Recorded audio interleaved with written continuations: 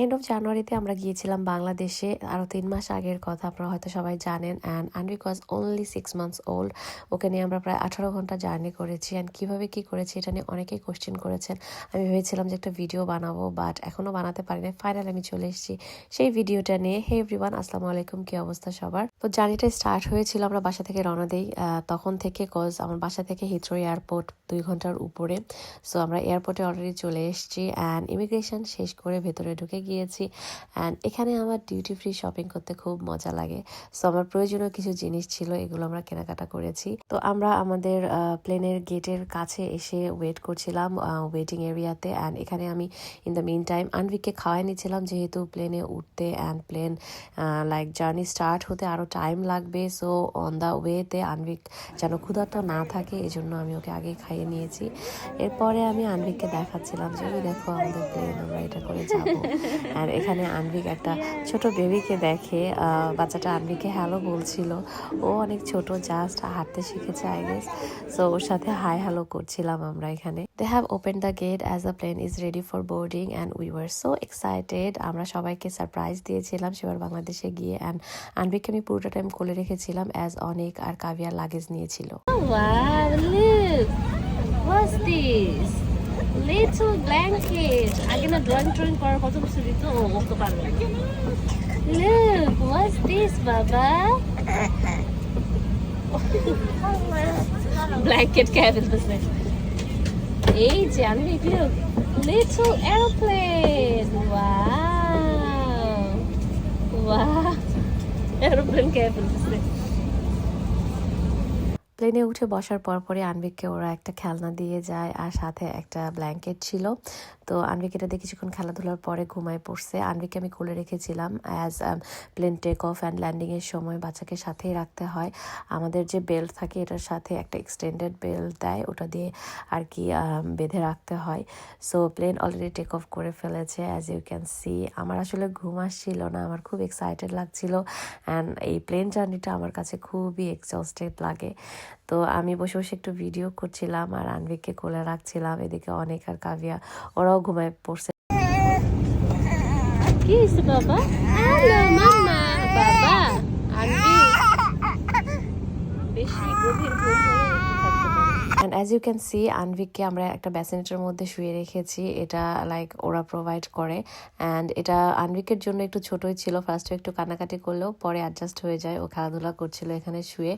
আর আপনারা যখন প্লেনের টিকিট বুক করবেন তখনই কিন্তু সিটগুলো বুক করে ফেলতে পারবেন। সো সিটগুলো ফ্রন্ট সিটে নেবেন, যেহেতু বাচ্চা আছে আপনাদের সাথে ট্রাভেল করে, 2 বছরের ছোট বাচ্চা হলে আপনাদেরকে এই ফ্রন্ট সিটগুলো দিবে।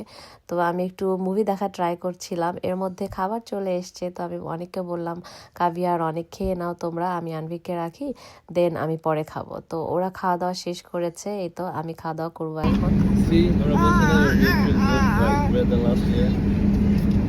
নেক্সট ইয়ার আবার যখন আমরা ওখানে যাব,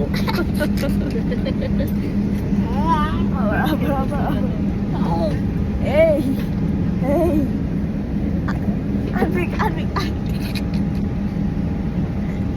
আনভিক ওঠার পরে যে একটা ঘুম দিয়েছিল, এরপরে ওর মুড ভালো ছিল। সো কাভিয়ার সাথে দুষ্টুমি করছিল, খেলছিল, আর অনেক আর কাভিয়া মিলেও টেক কেয়ার করছিল। ইন দ্য মিন টাইম আমি খাবার খাচ্ছিলাম। আমার কাছে এমিরাটসের খাবার অনেক মজা লাগে। অনেক তেমন একটা পছন্দ করে না, কাভিয়া তো খেতে পারে না, ওর কিন্তু মোশন সিকনেস হয় প্লেনে। সো ওকে আমরা এবার মেডিসিন খাইয়ে নিয়েছিলাম, বাট আমি টেনশন করছিলাম আনভিককে নিয়ে। বাট ও আলহামদুলিল্লাহ অনেক ভালো ছিল, আর কাভিয়াও আগের বারের চেয়ে এবার বেটার ছিল। কিন্তু আমি ভয় পাচ্ছিলাম আনভিককে নিয়ে, বাট আল্লাহর রহমতে ও অনেক ভালো ছিল, আমি যেটা এক্সপেক্ট করি নাই। পাশের একটা বাচ্চা সারাটা জার্নিতে কান্না করেছে, এটা খুবই কষ্ট প্যারেন্টসের জন্য।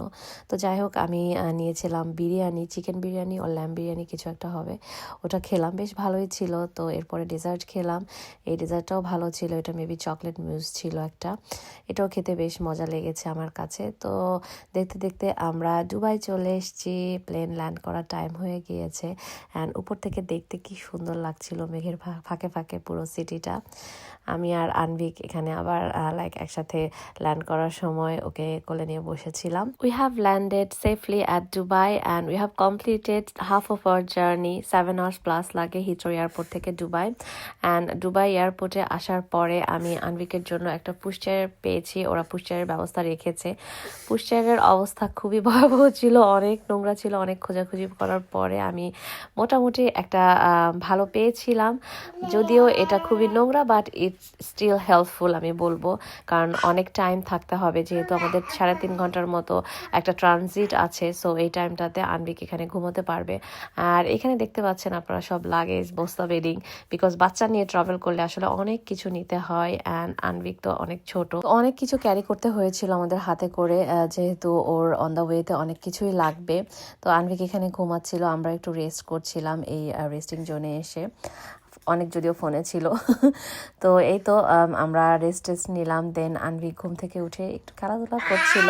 ও ঘুমানোর পরে ওর মুড ভালো হয়ে যায়, আদারওয়াইজ ও জ্বালায়। তো যাই হোক, পুরো জার্নিটাতে ও ভালোই ঘুমিয়েছে অ্যান্ড ভালোই ছিল। তো তারপরে আমি একটু বের হলাম যে দেখি ডিউটি ফ্রি থেকে কোনো শপিং করা যায় কিনা। এখানে আমি দেখলাম যে দুবাই কুনাফা পিস্তাচু চকলেট যেটা, তো আমি টুকটাক একটু শপিং করে নিলাম। তারপরে একটু ঘোরাঘুরি করলাম। দেন আমরা একটু হালকা খাওয়া দাওয়া করেছি, যেহেতু কাভিয়া প্লেনে খেতে পারে না, সো আমরা ওকে এয়ারপোর্ট থেকে একটু খাইয়ে নিয়েছি। এই তো তারপরে আবার অনবোর্ডিং বাংলাদেশের ফ্লাইট এটা। এবার অনেক ওকে ক্যারি করছিল। আর অ্যাজ ইউ ক্যান সি এখানে ছোট্ট একটা বেল্ট ফার্স্ট টাইম করে আনভিককে আমরা রাখছিলাম। আর আনভিককে আমি চেঞ্জ করে কমফোর্টেবল কাপড় পরে দিয়েছি, যেহেতু গরম ছিল অনেক। তো এই তো 5 ঘন্টার জার্নি শেষ করে আমরা বাংলাদেশে পৌঁছায় গিয়েছি। আর দেখেন বাংলাদেশি ভাই বোনেরা সবাই দাঁড়িয়ে গিয়েছে, অ্যাজ ইফ সবাই আগে নামবে এরকম। আর এর পরের ভিডিওটা আপনারা অলরেডি দেখে ফেলেছেন, 3 মিলিয়নের উপরে ভিউ হয়েছিল সারপ্রাইজিং ভিডিওটাতে। তো যাই হোক, আমার এই ভিডিওটা কেমন লাগলো জানাবেন। আর আপনারা যারা ছোট বাচ্চা নিয়ে ট্রাভেল করছেন তাদের জন্য একটু হলেও হেল্পফুল হবে। আমার বারবার স্যাড লাগছিল এই ভিডিওটা এডিট করার সময়। তো ভালো থাকবেন সবাই, দেখা হবে আবার নেক্সট কোনো ভিডিওতে। দোয়া রাখবেন আমাদের জন্য। আল্লাহ হাফেজ।